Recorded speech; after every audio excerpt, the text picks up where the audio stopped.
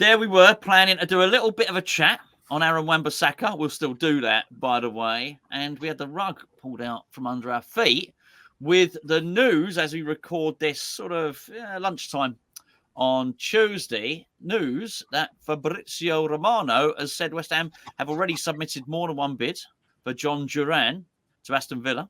Understands last proposal currently worth 35 million plus 10% sell-on clause. Negotiations underway. Personal terms already agreed with Duran. He's done a little Colombian flag there, which it's not quite a here we go, whatever he says, but a flag's always a good thing. Gio, I think you step up from Iheanacho this one, I think. Yeah. I'm excited by it, actually. This means we are doing something. You know, you get a bit greedy when you sign a player, don't you? You think, right, who's next? Who's the next one? Kilman signs. We all said, right, fantastic, brilliant.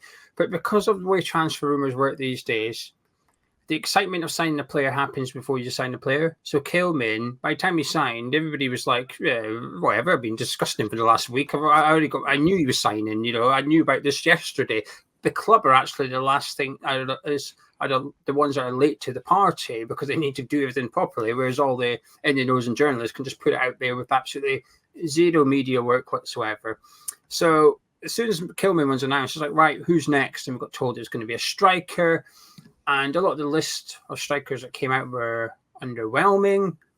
Duran one I quite liked. So to hear that we're going after him is exciting, but it's also believable because of the list of requirements that you mentioned in your video the other day, Gonzo, in regards to this is what West Ham are looking for in a striker.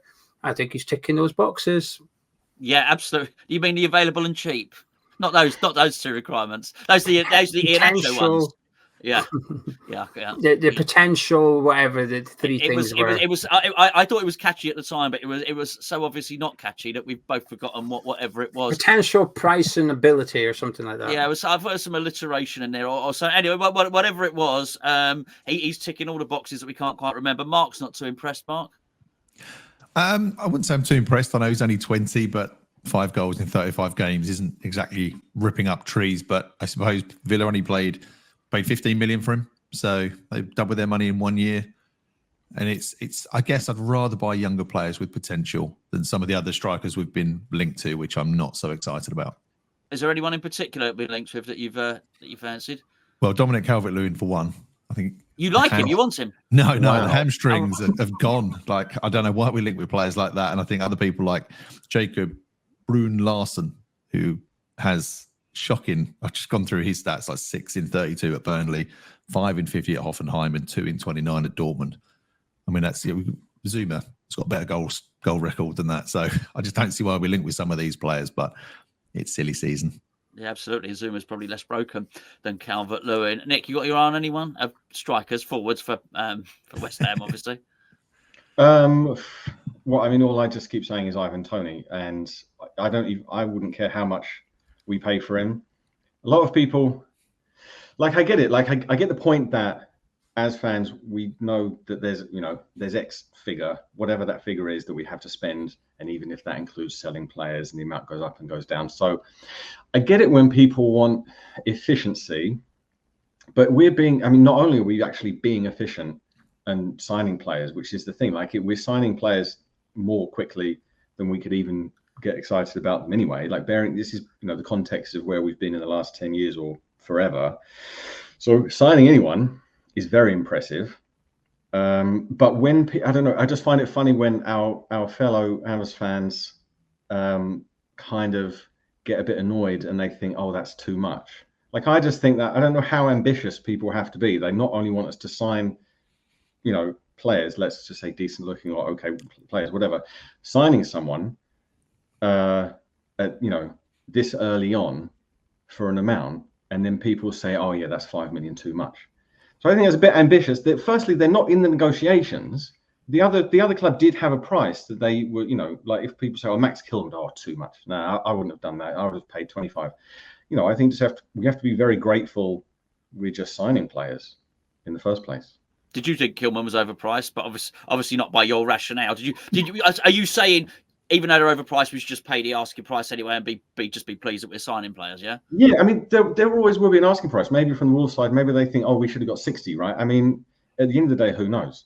I just think, realistically speaking, I'm just happy that we're signing people.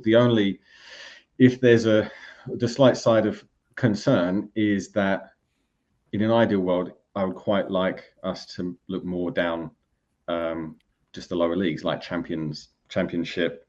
Obviously, the dream is you find the next Jared Bowen. There has to be one out there out of like 60, 70 clubs. And we keep signing players from overseas. You know, will they even get used to the country? Yeah, I guess if he's been here for a while before, but I don't know. He's the second Colombian, apparently. I didn't know there was a first one. I don't know what I was doing in 2014, but apparently we signed Pablo Armero. Anyone remember him? I don't. I don't bloody remember him. Did we? Left back. Who? Spell it. Armero, so Arm, Armero. He was a left back. Was he? I hope so. Otherwise, I'm gonna look daft. No, he was a left back, but he didn't make any impression on me apparently. So no, did he play? It might be my memory. I'm getting rather old, to be fair. Left back in the changing room by the sound of it. He certainly was. He certainly was. It was quite funny actually, because before we recorded this video, myself and Gio have had a little bit of a tasty chat about Iheanacho over on Patreon, and we were discussing his stats, and he scored like 4 or 5 goals in the Championship last season, 4 goals the season before in the Premier League, and like 5 goals. He scored 14 goals last 3 seasons, basically in the league. And then Mark comes up with that Duran statistic there. You've not bothered about that, Gio? You think it's good? No, because listen, context is important. Iheanacho is 27 years old and has been at a club for a long period of time and has been given plenty of opportunities. Duran started 3 games in the Premier League last season. Now, he obviously made more appearances in the Conference League. He's 20 years old. You're buying a player that is nowhere near his best yet. He's a player that can be moulded into what you want from a striker. I've got concerns over him. I don't think he's the perfect striker. But if you can turn him into the perfect striker, then the 35 million, if we can get him for that, will seem cheap. Yeah, maybe. I don't know. I'm still undecided. I mean, to be fair, hang on, shift it to Mark. He's shaking his head no at me here. So go on, Mark. Have a row, you two, if you want. Well, it's a risk, isn't it? I don't know enough about him, and he was behind Ollie Watkins, who obviously was on blistering form anyway. So it is a bit tough to judge. But 35 million, is that just what we pay for 20-year-olds these days? I guess it is. And coming back to a point you said earlier, Nick, around the potential next Jared Bowen, I know we've been linked with that Jadon Philogene, probably ruined his name, that young Hull player. So he could be that like-for-like replacement that we could get that hopefully will be the next Mr. West Ham Bowen.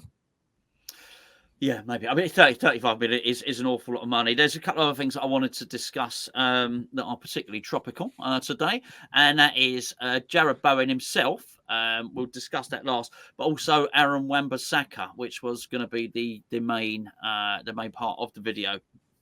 So I don't know how much truth there is in this, and I'm very, very aware that the Todibo interest was used as a smokescreen to give Wolves a hurry up, saying, "Oh, look, hey, we've got 25 million here. We're going to spend it on this guy in France, and then hopefully then they hope Wolves going to say, all right, then we'll take your money." So I think there was that. So I'm very aware that the Wan-Bissaka quote that was made last night by a supposed Manchester United in the know. He said a bid could be coming in this week for Wan-Bissaka, and it does appear that we got 2 primary candidates, Carl Walker-Peters, Aaron Wan-Bissaka. The deal with Carl Walker-Peters is apparently we've agreed personal terms with him. I'm not sure how that's bloody worked, but apparently we have. And but we're some way apart with our sort of, I don't know, our transfer fee with Southampton. Let's go to you, Nick. Have you got any particular opinions on either one of those two, or you think we should be looking at someone different? I wouldn't say someone different. I mean, I like Soufal, so like thinking emotionally about players, I just think, yeah, I guess in the ideal world, any player that we have, when they hear someone else coming in their position, they would think, oh, good, that's competition, I'm up for it, this kind of thing. But on the other hand, it's a bit of a kick in the teeth that I think he's been all right for us. I know he does have the odd, like, dodgy 5 out of 10 game, but I still like him. I mean, he catches the bus. What's not to like? I just think he turns in a lot of good performances so far. So just not exactly sure where Wan-Bissaka fits in. The concerning thing about Wan-Bissaka is that it's the only time that Paul Merson has been right about anything. I think he's like, for the last 12 months, he's just like, he's been really like Paul Merson, just wrong, all of his predictions, all of his theories. But he did have that thing when Man U signed Wan-Bissaka that he was always sliding in. Like, his highlight reel looks quite impressive because he's always doing sliding in, saving tackles, but he's only doing that because his positioning wasn't good. He's a bit like that. But having said that, when I've seen him, of course, it's really hard to judge anyone from Man U in the last year or two, just because of what a strange club they are. But whenever I have seen him in more recent times, he does look a bit better. He does do a few, not, I wouldn't say necessarily the positioning, but just a few clever technical things about winning possession, disrupting the opposition. I also don't know if this is an indication about potential formations and tactics for the next year. Does it mean that Lopetegui is looking at more of a back three, more like some whether that's the 3-5-2 or the 3-4-1, whatever? Does it look as though we're looking more in the wide players who can really get up and down? Long story short, he'd be a pretty good signing. I just don't want to upset Soufal, really. Yeah, I mean, I'm more interested in that, actually. Your opinion on Soufal as much as anything else. I mean, last year of his contract, I thought he had some good performances for the Czech Republic in the group stage. I thought he had some good. I thought he changed last season. I thought that the guy that we bought, couldn't attack but was really good at defending. I thought he did a slightly old switcheroo last season. Thought he couldn't defend, but he got a lot better and got some assists, got better at attacking. So, I mean, obviously we lost Ben Johnson. You would still have him as first choice right back next season, would you, Nick? Yeah, I mean, again, his crosses, he got, a couple of assists or whatever it was last season. And he did have a couple of strange 5 out of 10 games somewhere around March, April, but he had a lot of what I call 8 out of 10 performances as well. So yeah, I don't think the backup to the position is a good idea. I just think in these positions, again, ideal world, go for someone who maybe would come in, maybe just someone younger, put it that way. Someone who comes in as some form of healthy competition, but not just like, if it's like for like on par. I mean, unless we're just going to be really ambitious and go as far as we can in, both cups, and we have more fixtures, why not? What about you, Mark? Are you? Do you think? Firstly, do you think Wan-Bissaka and Kyle Walker-Peters, are they on par with Vladimir Soufal? Yeah, I think if you had a choice of all three, there isn't any standout ones there. I think they're all very, very good Premier League right backs. They could all do a job for most teams. But Wan-Bissaka does go forward a bit more. I think he's got that pace over Soufal. But yeah, Soufal's very good. I've seen him as a West Ham player. He's not top, he's not right up there, but he gives everything. And I think West Ham fans love a player that just can see that he gives everything. But yeah, he's got mistakes in him, but so is Wan-Bissaka. It's like for like, really. And I think trying to keep them both happy, or Walker-Peters as well, trying to keep any of those three happy. Someone will be unhappy in that trio. Yeah. What? So do you agree with Nick? You'd get a sort of underling, someone to learn and just sort of let Soufal see his, see out his last year. Would you give him a new contract? Yeah, I think he's a good backup. I grew up watching Pops. Soufal the backup. Yeah, but I mean, I think he'll be around long enough that he would be. I don't think grew up watching Steve Potts as an example when it was Tim Breaker. I think they're neither of them are that good, but neither of them would let you down. They give everything, and I think that's kind of like those two. I don't think Wan-Bissaka is a particularly good upgrade. So yeah, they'll just be vying. It'd be nice to have. I don't know who we've got in the youth team coming through in that position, to be honest. But if you have those two and a youth player learning off the both of them, that would be good. No, I don't think those standout right backs. As we were playing some wing back stuff last season, we had Dan Chester's there who did well, but he's gone now. I must have this wrong. I'm thinking both of those are a massive upgrade on Soufal. Gio? Yeah, I think they're both upgrades. I wouldn't say massive, but I think they're definitely a step in the right direction. But part of that's down to Soufal's age. I think part of it's down to the fact that he will need replaced at some point in the near future. So we can essentially, we're upgrading Ben Johnson, not Vladimir Soufal. That's what Wan-Bissaka or Kyle Walker-Peters is a replacement for Ben Johnson. And I would say that there are significant upgrades on Ben Johnson. And it depends on what type of right back Lopetegui's wanting, because I don't think they're the same. I think they're different profiles of right back. And this is why the source for the Wan-Bissaka bid, Sam, is a really good Man United journalist in the know. So it is quite a reliable place it's come from. And I do wonder, maybe we're struggling a bit with Walker-Peters because of Flynn Downs, in the sense that either Downs doesn't want to go there, or maybe we want to keep Flynn Downs and Southampton don't want to negotiate anything that doesn't include Flynn Downs. So we've thought, actually, now we're going to look elsewhere then, because this guy ain't part of the equation anymore. I don't know. We're just guessing. But I think whoever gets Wan-Bissaka for 10, 15 million is getting a fantastic right back. And he's only that price because of his contract situation. If he was on a 3-4 year contract at Man U, it'd be worth a lot more than 10, 15 million. Someone's getting a bargain because of that. And I think he's a really good defender. I think he's fantastic at one-on-one defending. Going forward, I don't think he's as strong as Walker-Peters. I think he's the better of the two going forward, whereas Wan-Bissaka's better defensively. And that's why I'm a bit querying why we're seemingly interested in two different types of right back. I don't think they're the same, but I'd be happy with either, really. I think if you're going to have Wan-Bissaka, it might mean that maybe we're a little bit more left-hand sided next season, but Wan-Bissaka's not bad going forward. I just think he's similar to Soufal. I don't think he's an upgrade on Soufal in the final third of the pitch. Happy with Soufal here. The club have got a bit of a situation. Mark said, would Soufal get unhappy not playing? I think he's already unhappy because of his contract situation and the fact that for a long time now, for a minimum of 18 months, he's been wanting a new contract and an increased pay, and he's not got it.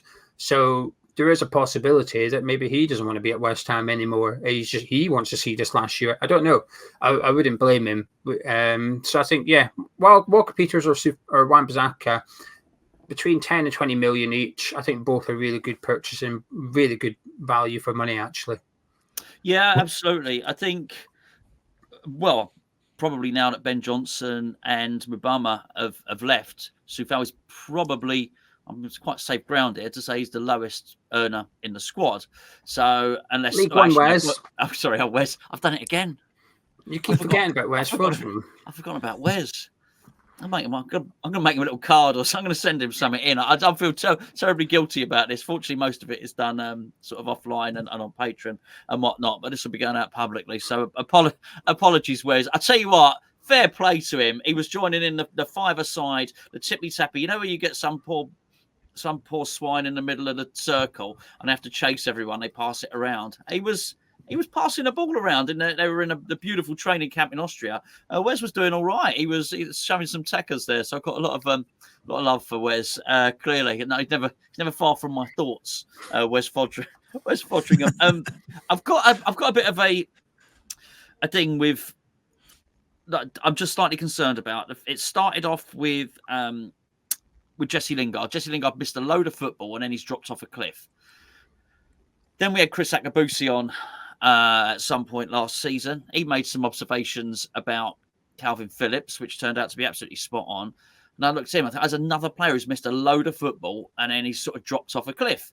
So I'm a little bit worried about that from the Wan-Bissaka one, but I do think he's a fine player. He was never a £50 million player, so I don't think we would be getting a £50 million player for 10, 15 million or whatever it is. But I do think he's probably a 25, 30 million pound player. What are you looking at? Stats, how much he played? Who, me? Yeah. I'm looking at you. You said that he didn't play much football. I don't know what you're on about. I've seen him frequently last season. Did he? Oh, well, I didn't watch much. I thought he'd not. Mark's maybe looking at statistics. He's looking at something. Well, tell us. How much did he play last season?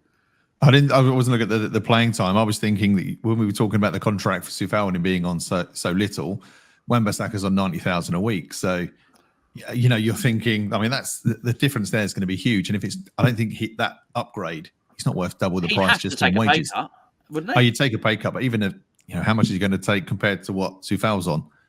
So for me, it's like there's that's why I just think they're very similar. I But can't there's see. there's a meeting point, isn't there? Soufal's on too little and Wan-Bissaka's on too much. You want to get a right back in and stick him on 50, 60. Go on, Joe. I've got your numbers. 22 appearances in Premier League last season for Wan-Bissaka, 4 in the FA Cup, 3 in Champions League, 1 in the Carabao Cup. So How many starts, though? Let me see if I can click on that and it'll tell me at the bottom, I think. 20 starts in the Premier League. 20 starts in the Premier League. Oh, right, it's far more than I thought. He missed some games in March with an injury, and then he came back at the end of March against Brentford and played every single game. Only one game did he not play 90 minutes, and that was against Arsenal when he was taken off in the 87th minute. So he played a lot of minutes. That's fair enough. This is not. He's only got 12 months left on his contract at Man U. So it still seems like quite a lot to pay. Not that I want to be like the people who complain about how much we're paying. So I just had a whole thing about that. But starting to agree with those people. If we pay that much for 12 months left for someone who we all agree is not particularly exciting, doesn't really fit in with like a whole, new project.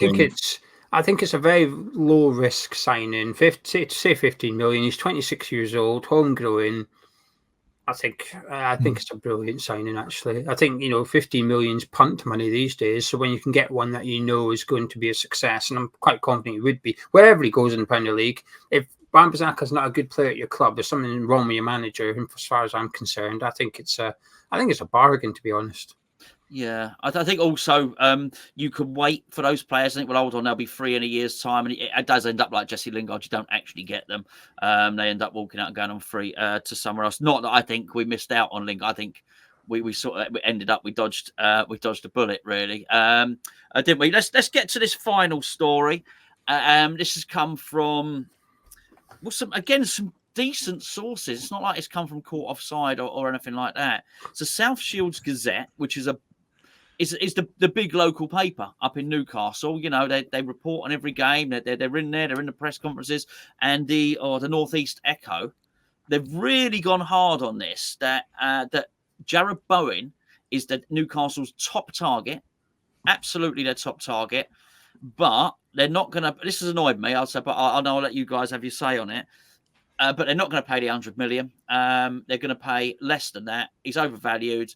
And they're confident. It's a weird thing. They're confident that they can get him out of West Ham. Did you read that, Mark? I did, and I thought it was ludicrous. He's the one player I think of anybody. I include Paqueta and Kudus in that. I would hate to see him go. I just think for us, like he's a new noble in terms of Mr. West Ham at the moment. He just gives everything week in, week out. If their scouts don't think he's worth 100 million, their scouts are shit. Yeah, he's absolute class for us. He really is class. And the fact we haven't got any strikers anyway, like even that alone means we wouldn't want to sell him. He's the biggest goal threat we've got. Newcastle, I mean, yes, they've got untold riches, but they can't spend it because of FFP. So it's pointless having these owners if they can't even flex their muscles in the transfer market. But that's one I just don't think will happen. Can't see it happening. No, I can't see it happening. It's more the arrogance that they think is going to happen. But look, they've sold Elliot Anderson. I think they've got a couple of other sales lined up, so they think they can afford him, but they can't afford the 100 million. But we'd all like to buy something that we can't afford, wouldn't we? But it doesn't mean that the person selling it has to give it to us at the price that we're comfortable with. What do you think about all this, Nick? And I think I'd like to know what you guys think where Lopetegui is going to play Bowen next season. Yeah, I mean, it is just a smoke and mirror story. Whether Newcastle are just being a bit slow and they just want to make themselves look a bit active, so the fans don't, start grumbling over the next couple of weeks. It's just nonsense. There's something weird behind that. That's nothing to do with the actual possibility of a transfer. Like Mark says, I think it's just impossible. And as for where to play him, I don't know. I mean, I guess the good thing about Bowen is that he can play anywhere, so that does mean that Lopetegui doesn't have to. He can hedge his bets a lot as well in the transfer market as well. He doesn't have to say, this striker's the top target, or we don't have to be quite noisy about who we want because we've actually got a lot of options in that space. Yeah, absolutely. Just get your you boys' opinions on this, actually, because let me be perfectly honest with you, we recorded another podcast before this, our second one, but we were putting this out sort of so everybody can see it. I've got your thoughts on this before, but just to share them with everybody else, your thoughts on since Lopetegui's come in. We'll start off with you, Nick.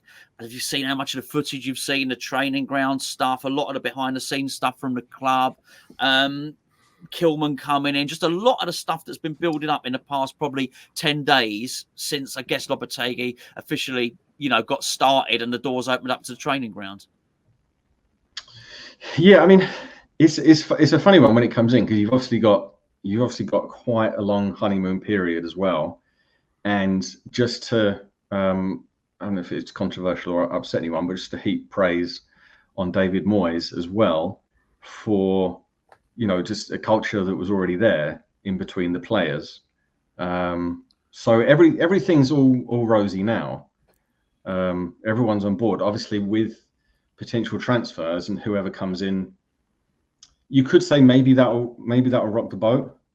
I know Gio loves Depay, so I think Mark's a big Depay fan as well. So you hear some stories of him going to friendly matches, in driving to the car park in his Lambo and coming out wearing a golden cowboy hat or something. Sorry, Gio or Depay?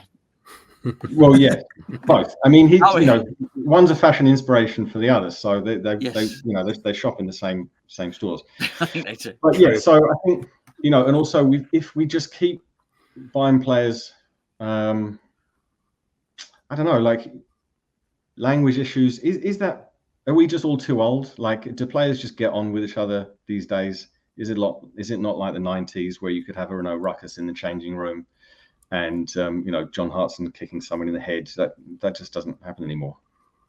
Well, I'm sure it does, just probably not John Hartson doing it. But I think one of the benefits we got now is they were at pains to stress this as well. They really want to stress it, because I've heard it said on 4 occasions that the manager can speak 4 languages. And what was really evident when I was watching some of this early footage was one of the coaches. I've not learnt their names yet. One of them was speaking to Guilherme, and they were going through the drills. And I can't get enough of this stuff. Probably the training ground footage was there before, even when Moyes was doing it. But I don't know. I'm digesting more of it at the moment. I'm certainly consuming more of it anyway, as I'm looking for any sort of snippets that I can.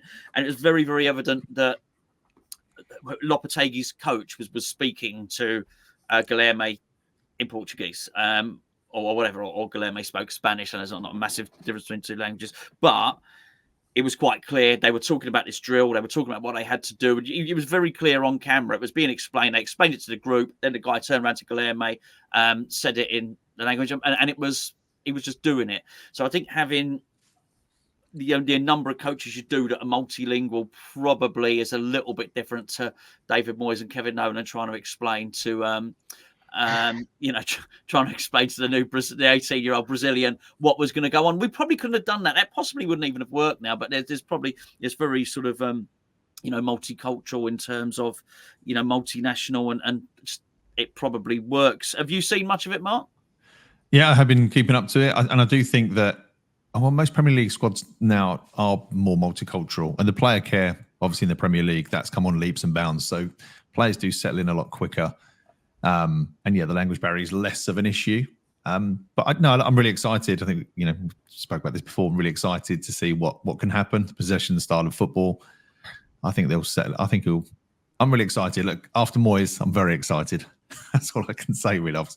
I'm not a massive Moyes fan. I think he'd be really good. And he's known as a coach. He wants to go there just to be a coach, to really get them well-drilled, possession-based football. Some of the signings are making, like with Kilman as an example, more of a leader type player, which is definitely needed at the back. And yeah, with even just the whispers of some of the players we're hearing about, much more attacking minded, maybe not got the goals in them that I want at the moment.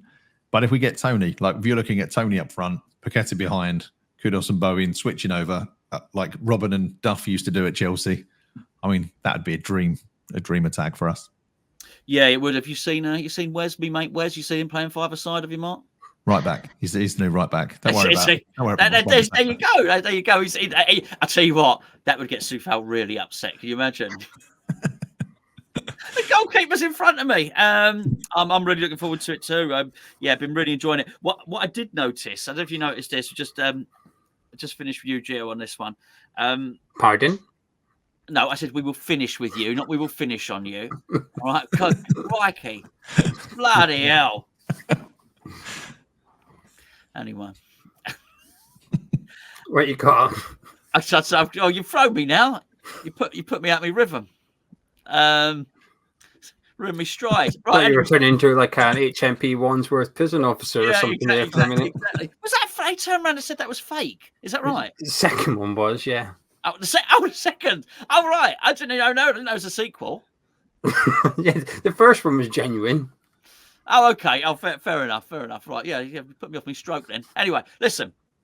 What I was going to say was there's all this stuff about Zuma not being the captain. He does it. And Gio, mate, you made some great points last season, Gio. You know, he didn't front up for interviews and all that type of stuff. And it was hard to really look at him on the pitch and think, particularly in games where we were getting bullied, that he was. So I've sort of built it up in my mind that he's quiet and all the rest of it. So Kilman's coming in, and I've never met Max Kilman. I'm not like me and Wes. We're not close. Me and Max are not close. And I didn't know anything about him. So you start to absorb this narrative that he's a leader and he was the captain. And then you start looking at this footage. He comes in, actually, he seems relatively quiet. Now, I understand you don't go in on your first day of work and it's like, I'm this, that, and the other, irrespective of whether you're a footballer or you're going into work at a shop round the corner. You probably keep your head down for the first couple of days. I get it. But it's definitely been really, really evident that actually it's... that Zuma is quite vocal around the training ground. Obviously, he might go into his shell on the pitch, Gio, but on the training ground, he's. I'm seeing. I can't believe I'm saying this. I'm seeing some leadership qualities there. Yeah, it doesn't surprise me because, well, yes, I got annoyed Zuma wouldn't appear for any interviews and stuff. I also said that we don't see him Monday to Friday. We don't see what Zuma does as a captain Monday to Friday. So you're now just starting to see glimpses of it, because you've turned into a little Lopetegui media slut in the last couple of weeks and stuff. I've never heard you talk about training. I mean, the fact that you're impressed by somebody speaking Portuguese just shows how desperate you are. And that's good, the fact that you're desperate for good things. I'm a bit more like Mark, which is, it's not really a thing anymore. There's plenty of people on there that can speak on behalf. But yeah, I'm not surprised at Zuma. Zuma's always been come across as quite fun and quite cheery. Unless you're a kitty, then maybe not so much. But as long as you're not a furry, then I think you'll probably go. He's come across. He had that. There's a bit of like a clique, wasn't there? That French clique at West Ham with Ben Rama and that in it as well. So some of them have departed. But I think my hunches, and I've seen the footage of Alvarez getting called captain, but the context that's important here is that photo shoot would have been done a couple of months ago. So someone would have been calling him captain when Moyes was still here. My hunch is Zuma will be the captain next season if he's here. But when he's not playing, I wouldn't be surprised if it's Kilman that's the vice captain, if you like, because Zuma's only got a year left on his contract as well. So it's an opportunity for, if you're not going to replace the captain, fine. But it's a really good opportunity for succession planning, because I never really felt we had a confirmed vice captain at West Ham last season. We had lots of players like Obona and Creswell that would wave it when Zuma wasn't there, but I never really felt like we had a confirmed. Fabianski was skipper quite a lot. He probably was a vice captain, Fabianski. So I think there's an opportunity, if he's not going to change Zuma, fine, but there's a real opportunity to make it quite clear who's going to be captain once Zuma leaves by giving Kilman, Ward-Prowse, Alvarez that vice captaincy status among the squad. Yeah, absolutely. Yeah, it's still, despite everything, Aaron Cresswell is still the most vocal person on the training ground, which I do think was really good reason for keeping him on there. Anyway, listen, I'm going to make me and me multilingual pals. We're going to say adios to you now, and bonjour, of course. Mark, cheers, mate. We'll catch up with you soon. Cheers, much appreciated. Nick has joined us. You still in Singapore? You aren't you? No. Where are you now? I'm in Taipei. I'm not. You get around a bit. I'll tell you that. Yeah, no, I'm not usually this glamorous at all. Usually, it's Kent. So normally in Kent, but now he's Taipei. Can you and Gio? Thank you very much. Nick, can you see us out in Mandarin? Can you? 再见. Gio in Scottish. See ya.